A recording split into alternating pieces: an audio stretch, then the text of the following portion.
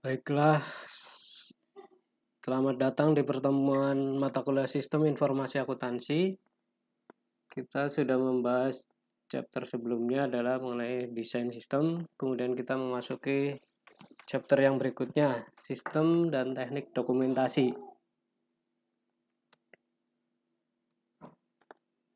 Nah, sistem dan teknik dokumentasi ini pasti berkaitan dengan diagram alur data. Ada DFD, nanti kita belajar juga, kemudian mengenai simbol-simbolnya nanti kita akan bahas juga. Nah, kita sebelumnya ingin tahu apa itu dokumentasi. Nah, jadi dokumentasi ini adalah narasi, bagian alir, diagram, dan penjelasan tertulis yang menjelaskan tentang cara kerja sebuah sistem. Nah, informasi yang dicakup di sini adalah ada name, who, siapa yang mengikut data, kemudian what, data apa yang diolah, kemudian where, di mana penyimpanan datanya, kemudian when, kapan data tersebut dijadikan informasi, dan why, mengapa dibuat laporan, dan how, bagaimana pengawasan terhadap sebuah sistem.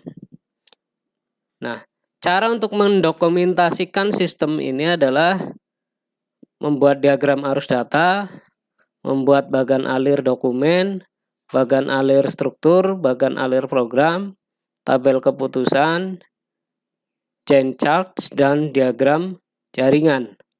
Nah, beberapa tingkatan atau pemahaman seseorang harus memahami dokumentasi sebagai berikut. Dia harus mampu membaca.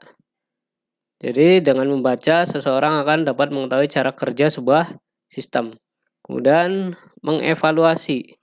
Dengan kemampuan mengevaluasi, maka seseorang dapat mengetahui kelebihan-kelebihan dan kelemahan sebuah sistem dan mengusulkan perbaikannya, serta dapat mengetahui apakah sistem tersebut memenuhi kebutuhan atau tidak, masih up to date atau tidak. Nah, kemudian menyiapkan atau membuat. Ini kemampuan tertinggi yang sangat diperlukan jika seorang menjadi anggota tim. Nah, ini biasanya dilaksanakan oleh seorang programmer ya.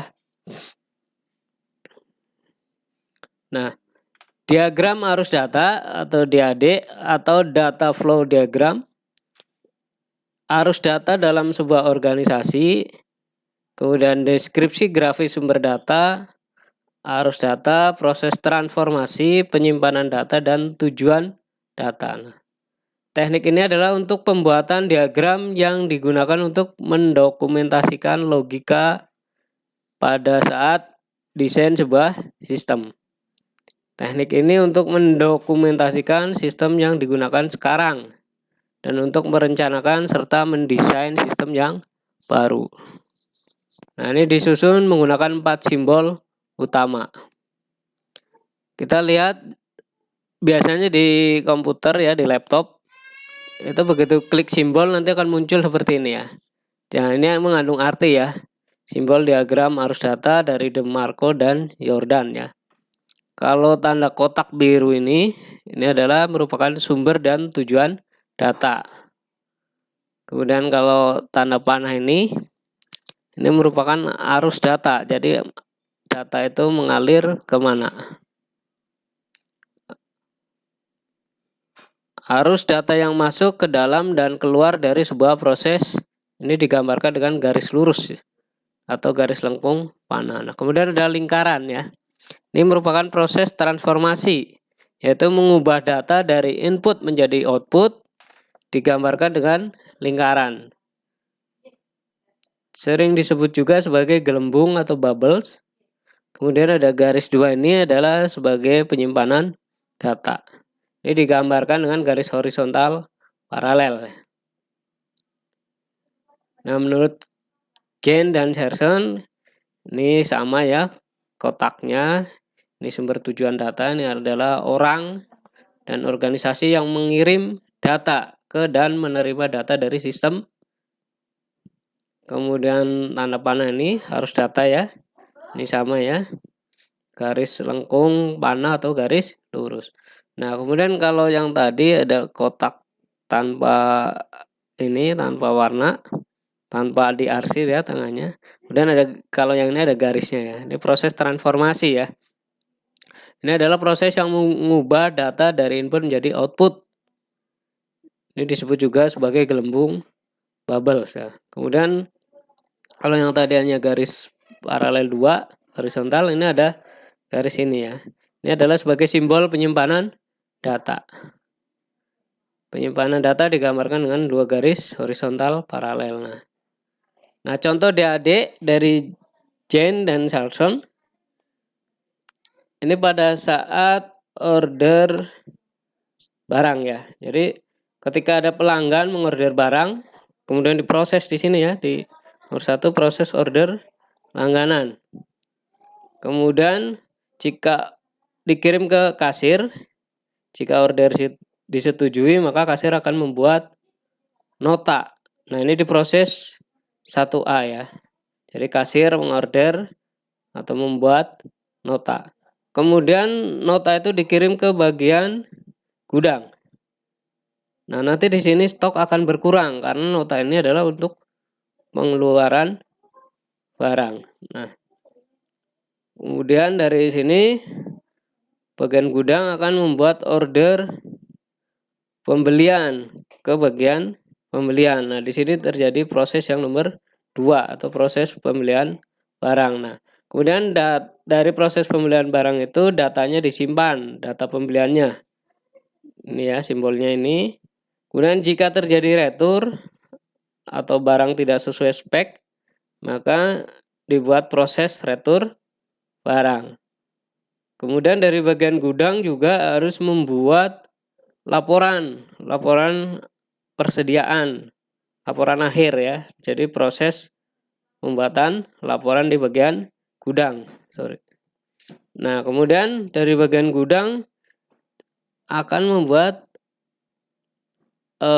laporan untuk arsip juga bagian atau barang yang keluar sebagai laporan data penjualan. Nah, ini contoh diagram arus data level 1 ya. Nah, ini contoh DAD. Ini simbolnya beda nih, pelanggan kemudian melakukan cek dan saran pembayaran. Kalau dia menggunakan sistem pembayaran kredit, maka ada proses piutang, ruang surat ya di sini. Kemudian ke bagian pembayaran atau pembuatan salinan nota, ini disarankan ya buat. Kemudian proses piutang ya. Nah, di proses piutang ini nanti muncul adanya ringkasan daftar pelanggan siapa saja, kemudian diproses oleh komputer.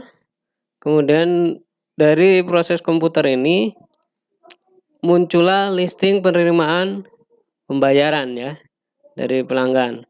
Kemudian jika dilakukan pembayaran, maka jumlah yang dibayar ini akan diproses di komputer. Kemudian nanti ada total penerimaan pembayaran, baik cara tunai maupun cara transfer ya, yang melalui bank. Nah, kemudian dari proses komputer ini slipnya akan disimpan oleh kasir ya. Nah, dari kasir ini proses di kasir, nanti slip disimpan dan ceknya kemudian dicairkan ke bank. Kemudian diproses ini balik ke proses yang komputer. Jadi nanti di sini ada rekaman penerimaan tunai disimpan di sini ya. Kemudian ada file piutang, yaitu transaksi yang belum dibayar, artinya masih ada hutang oleh pelanggan di sini. Nah, ini adalah arus fisik DFD pada contoh pada perusahaan Causeway ya. Kemudian bagan alir atau flowchart. Ini sudah sering kita dengar ya. Jadi sini penyajian dalam sebuah gambar yang menjelaskan seluruh aliran kerja, dokumen dan operasi sebuah sistem. Nah, teknik analitis yang digunakan untuk menjelaskan aspek sistem informasi secara jelas, tepat dan logis. Ini menggunakan serangkaian simbol standar untuk menguraikan prosedur pengolahan transaksi yang digunakan oleh sebuah perusahaan, sekaligus menguraikan aliran data dalam sebuah sistem. Nah, beberapa jenis dari bagan alir atau flowchart, ini ada bagan alir dokumen, ada bagan alir sistem, ada bagan alir program. Nah, bagan alir dokumen ini adalah arus dokumen dan informasi antar departemen atau area pertanggungjawaban. Dan bagan alir sistem ini adalah hubungan antara input, proses, dan output sistem informasi. Kemudian bagan alir program ini adalah urutan operasi logis komputer yang menjalankan program. Nah, simbol bagan alir dibagi ke dalam 4 kategori. Yang pertama adalah simbol input atau output. Ini menunjukkan input ke atau output dari sistem. Kemudian simbol pemrosesan. Ini menunjukkan pengolahan data, baik secara elektronik ataupun dengan manual. Kemudian simbol penyimpanan, ini menunjukkan tempat data disimpan. Kemudian simbol arus dan lain-lain, ini adalah menunjukkan arus data, di mana bagan alir dimulai dan berakhir. Kemudian keputusan dibuat dan cara menambah catatan penjelas atau catatan tambahan untuk bagan alir. Nah, ini simbol bagan alir adalah kita sering lihat di komputer ya, kalau diklik simbol pasti akan muncul seperti ini. Ini simbol dokumen. Ini adalah sebuah dokumen atau laporan. Kemudian ini simbol dokumen rangkap. Ini digambarkan dengan menumpuk simbol dokumen ya. Kemudian ini namanya input atau output. Gambarnya kotak jajaran genjang ya ini ya. Keluar atau masuk jurnal buku besar. Ini menggambarkan berbagai media input dan output dalam sebuah bagan alir program. Dan menggambarkan jurnal dan buku besar dalam bagan alir dokumen.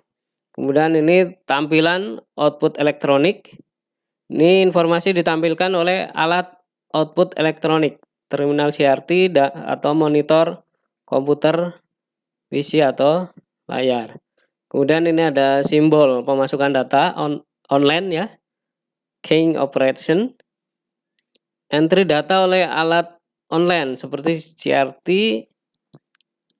atau komputer pribadi, terminal, tablet atau telepon. Nah, pemasukan data secara manual online keyboard.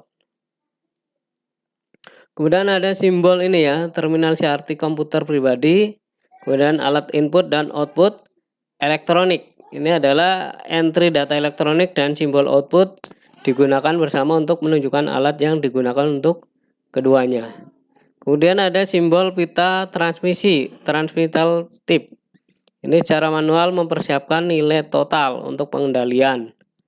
Dipergunakan untuk tujuan pengendalian dalam memperbandingkan dengan nilai total yang dihasilkan oleh komputer. Kemudian simbol pemrosesan komputer ya. Ini fungsi pemrosesan yang dilaksanakan oleh komputer. Biasanya menghasilkan perubahan dalam data atau informasi. Kemudian simbol kegiatan manual ini ya. Sebuah kegiatan pemrosesan yang dilaksanakan secara manual. Kemudian simbol proses pendukung atau auxiliary operation.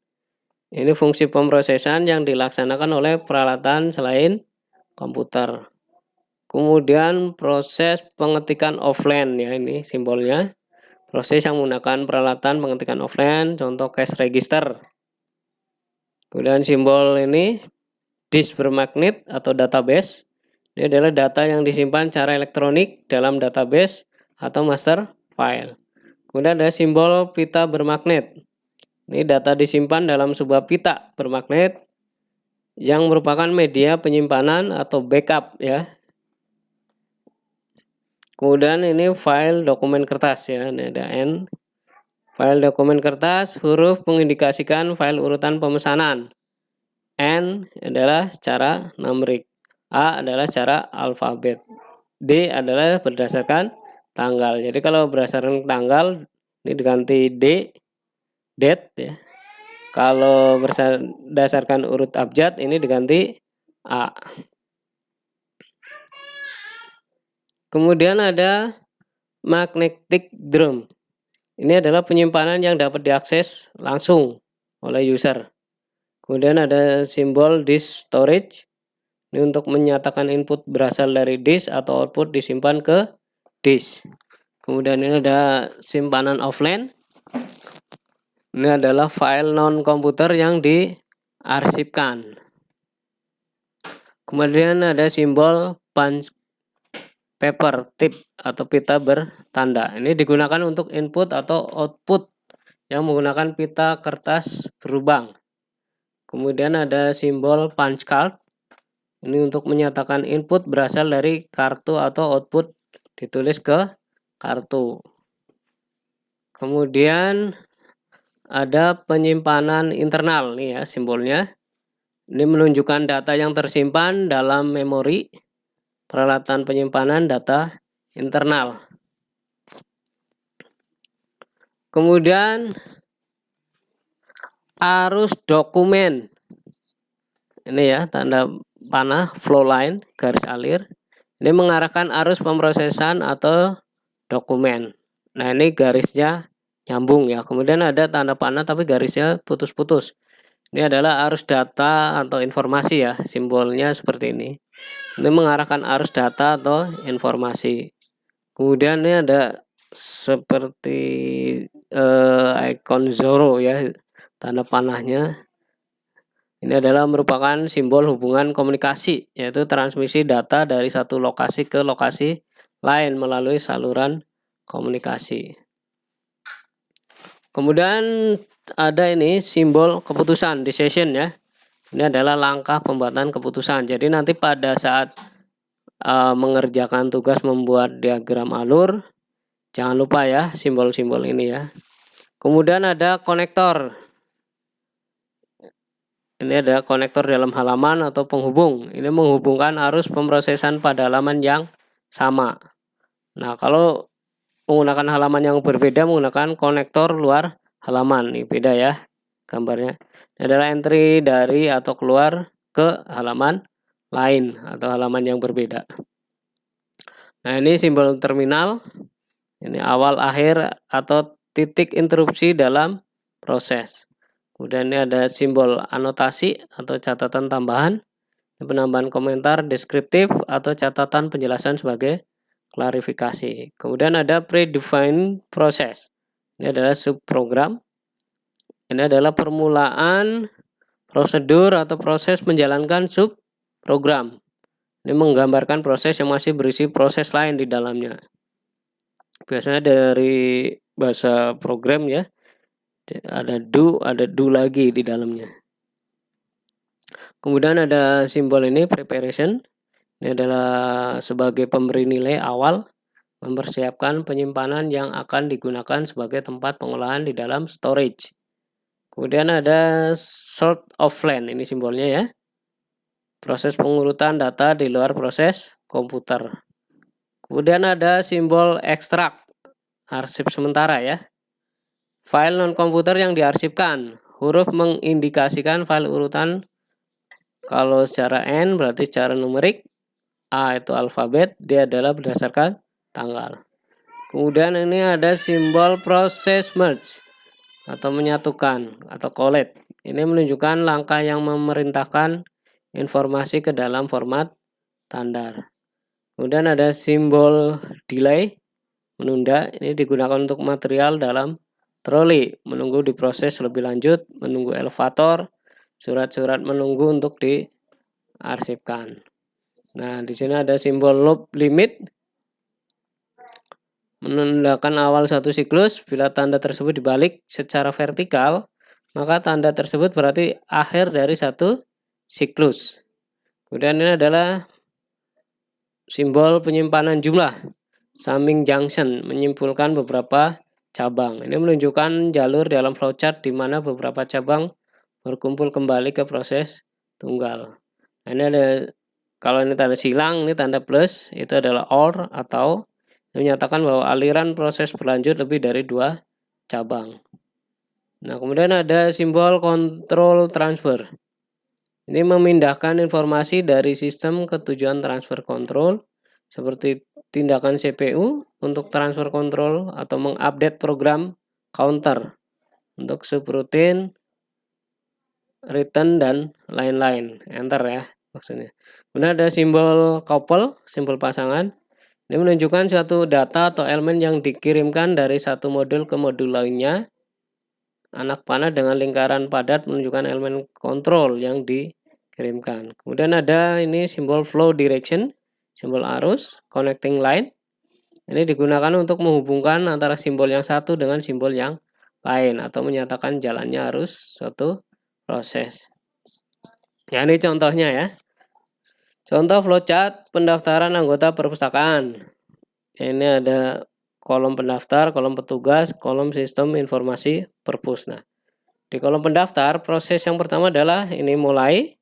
Yang pertama yang dilakukan adalah harus melengkapi formulir pendaftaran. Lihat ini simbolnya. Mulai itu simbolnya ini, kemudian ini simbol dokumen ya.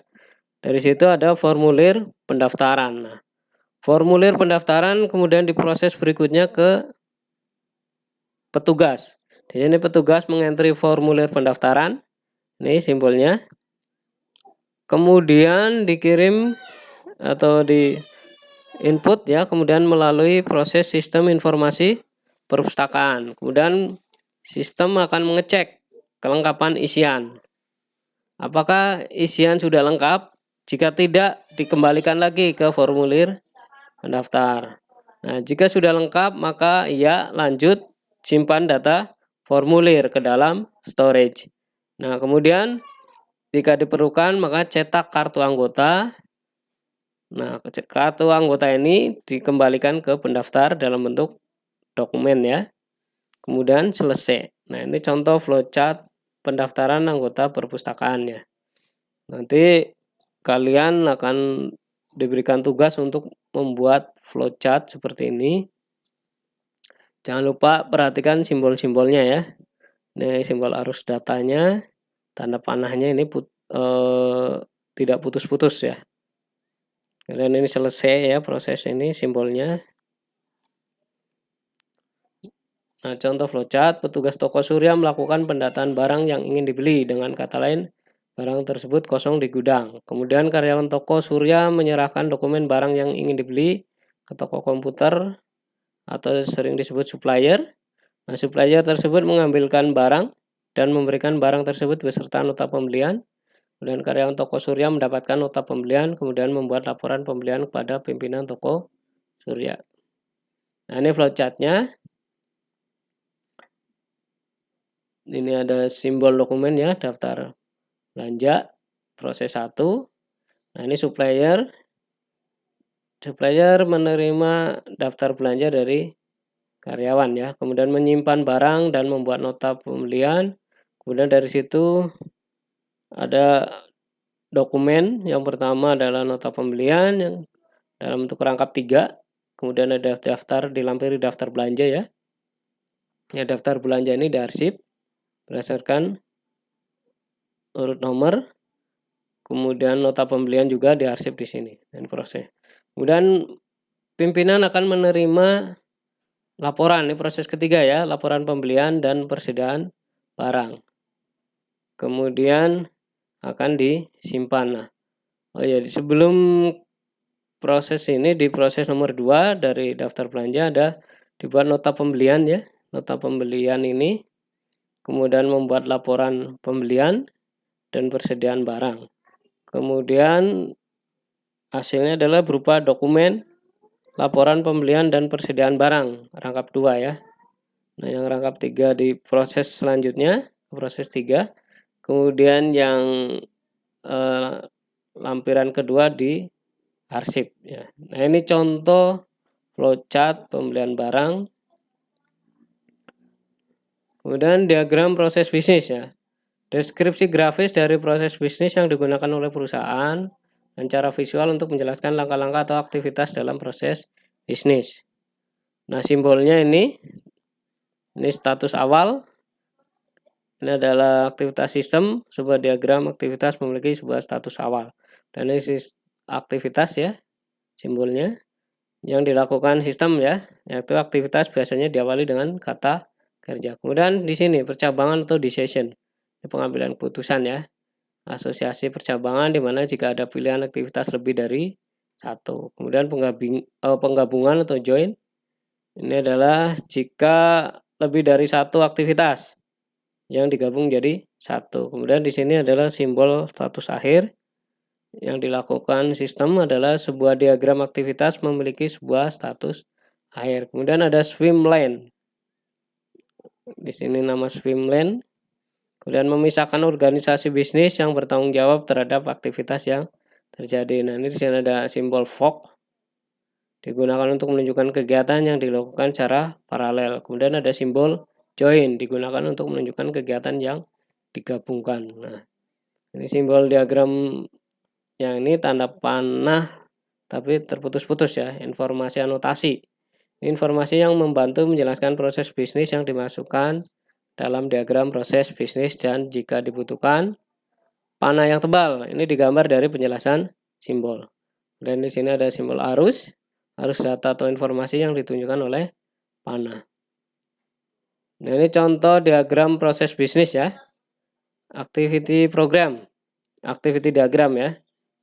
Ini ada swim line, ada customer, ATM mesin, kemudian ada bank. Nah, customer akan memasukkan kartu ATM, insert card. Kemudian activity-nya adalah memasukkan nomor PIN. Nah, setelah nomor PIN dimasukkan, si bank akan melakukan otorisasi. Benar nggak PIN yang dimasukkan? Valid tidak? Jika valid, maka langsung minta dimasukkan jumlah yang akan ditarik. Nah, jika tidak valid, maka langsung ke sini ya. Kartunya keluar atau misalnya ditanya lagi, silakan masukkan PIN yang benar. Nah, ini ya. Jika salah 3 kali nanti kartu ATM akan tertelan, sehingga sebelum salah biasanya si customer akan menarik kembali kartunya ya. Nah, balik ke sini ya.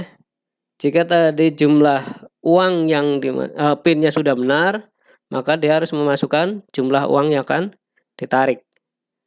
Kemudian bank akan melakukan cek saldo. Jika saldonya cukup, maka akan dilakukan pendebetan sejumlah nominal yang dimasukkan oleh si customer. Nah, ini lihat alurnya, simbolnya, simbol fork. Jadi nanti pada saat jumlahnya sudah benar, maka uangnya akan keluar. Nah, ketika uang keluar dari ATM, maka si customer akan mengambil uangnya dari slot yang ada di mesin ATM.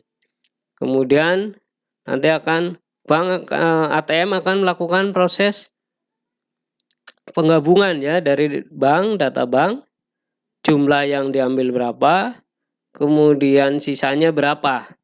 Sehingga nanti ATM akan menunjukkan saldonya. Saldo tabungannya ada berapa, kemudian di sini proses penggabungan.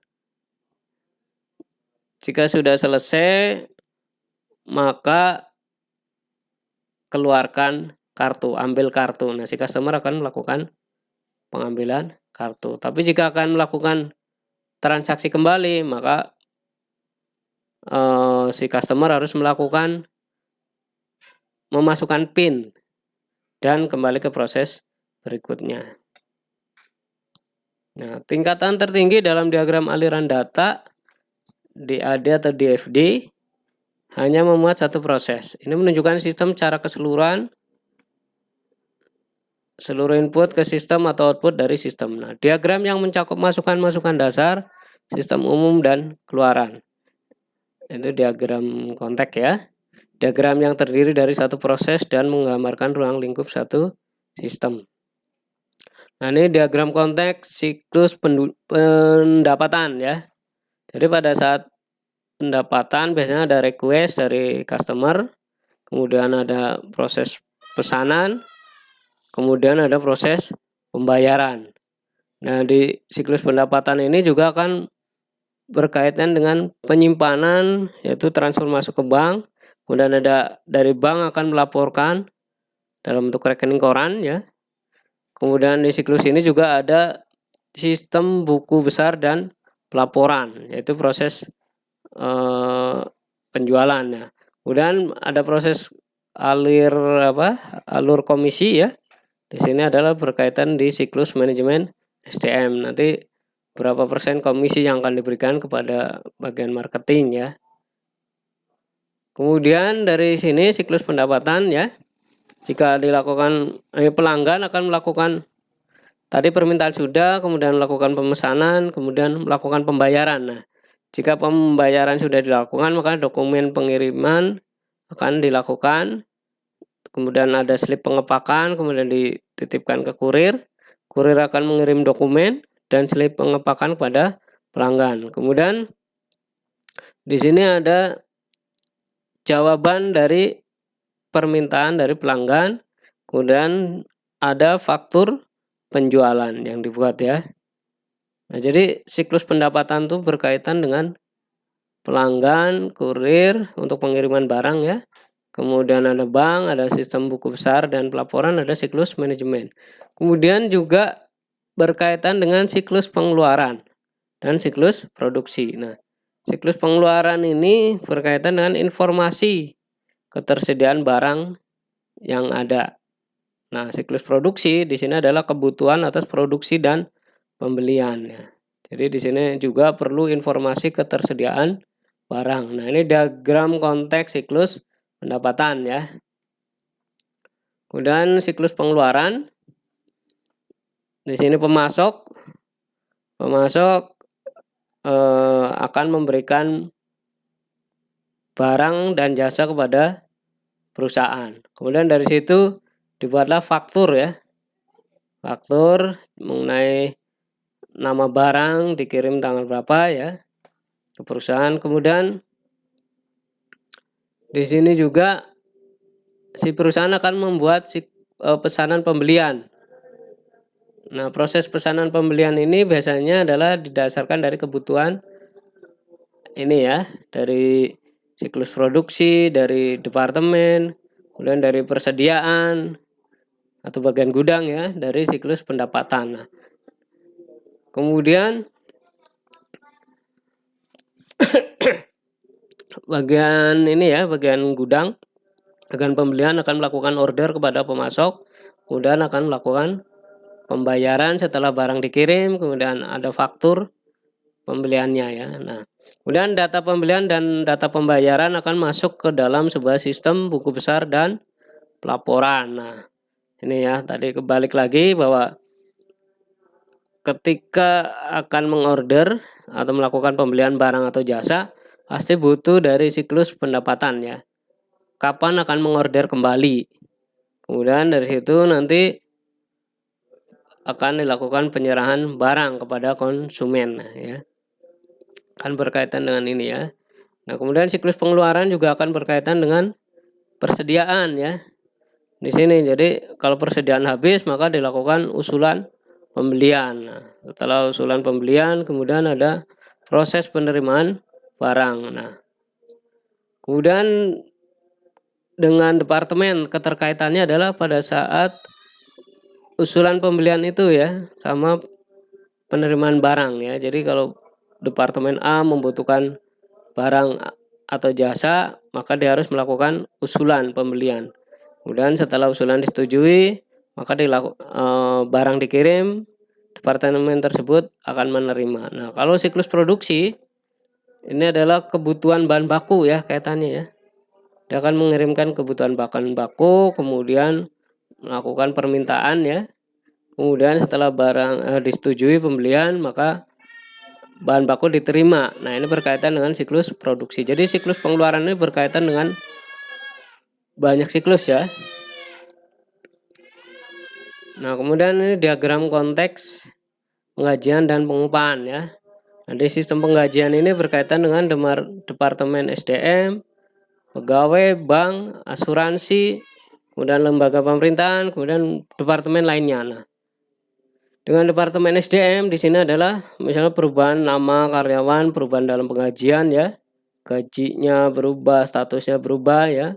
Kemudian dari situ muncul laporan. Nah, laporannya ini dibutuhkan oleh manajemen SDM. Kemudian di departemen yang lain, di sini adalah daftar kehadiran dan waktu jam kerja pegawai ya. Kemudian dari situ ada sistem laporannya ya. Nah, kemudian di lembaga pemerintahan ada keterkaitan dengan pajaknya yaitu PPh 21 ya. Pajak atas penghasilan, kemudian laporan pajak, kemudian tarif dan instruksi pajak. Kapan harus dibayar, tarifnya berapa. Ini dari lembaga pemerintahan. Ini berkaitan dengan sistem penggajian. Nah, dengan pegawai, di sini ada cek gaji. Pegawai akan melakukan pengecekan. Bagian SDM akan melakukan pengecekan daftar hadir, upahnya dan sebagainya, daftar lemburan ya. Kemudian nanti sudah diproses, maka sudah dikirimkan uangnya bisa melalui cek atau melalui transfer ke bank. Kemudian nanti di sini ada proses pengembalian atau potongan pajak. Jadi penghasilan tadi dipotong oleh bagian SDM. Jadi bukan kewajiban karyawan ya untuk memotong, tapi bagian SDM akan melakukan pemotongan atas PPh 21. Kemudian bank, kalau transfer melalui bank maka bagian SDM akan membuat form transfer untuk memindahkan sejumlah uang kepada masing-masing pegawai. Di sini nanti form transfer ditujukan kepada bank, nanti bank akan melakukan transfer kepada pegawai yang bersangkutan sesuai dengan instruksi dari bagian payroll atau bagian SDM ya.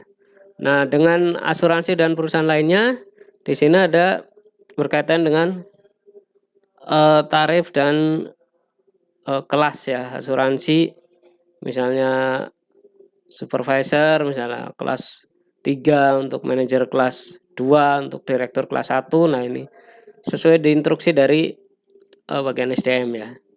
Nah, nanti si asuransi akan memberikan laporan.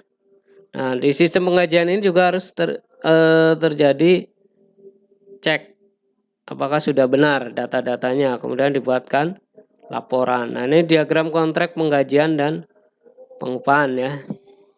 Kemudian siklus produksi. Nah, siklus produksi juga berkaitan dengan siklus yang lain ya. Siklus pendapatan, siklus pengeluaran, siklus manajemen SDM dan pihak manajemen, kemudian sistem buku besar. Nah, di siklus produksi yang berkaitan dengan pendapatan nanti dalam hal barang yang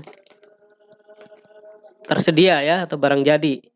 Kemudian perkiraan penjualan. Jadi ketika ada barang jadi maka dilaporkan ke bagian pemasaran bahwa ada stoknya. Kemudian jika terjadi kesepakatan maka dilakukan penjualan. Nah, sehingga di produksi ini butuh data-data berapa barang yang sudah terjual ya. Kemudian dengan siklus pengeluaran ini berkaitan dengan permintaan pembelian atas bahan baku, overhead dan sebagainya ya. Kemudian berkaitan dengan SDM yaitu kebutuhan tenaga kerja yang melakukan proses produksi ya. Kemudian pihak manajemen maka ada biaya tenaga kerja, laporan produksi dan sebagainya. Nah, di sistem buku besar nanti ada harga pokok produksi. Nah, ini siklus produksi ya. Kemudian diagram sistem buku besar dan pelaporan ya. Diagram konteksnya. Nah, di sini berkaitan dengan siklus SDM dan gaji, divisi anggaran, kemudian controller, pihak luar, manajer, dan bagian keuangan. Kemudian ada siklus pengeluaran, ada siklus pendapatan. Nah, di siklus konversi ini berkaitan dengan proses produksi, yaitu biaya produksi, biaya yang berkaitan dengan harga pokok produksi ya. Kemudian siklus gaji atau SDM ini berkaitan dengan biaya gaji.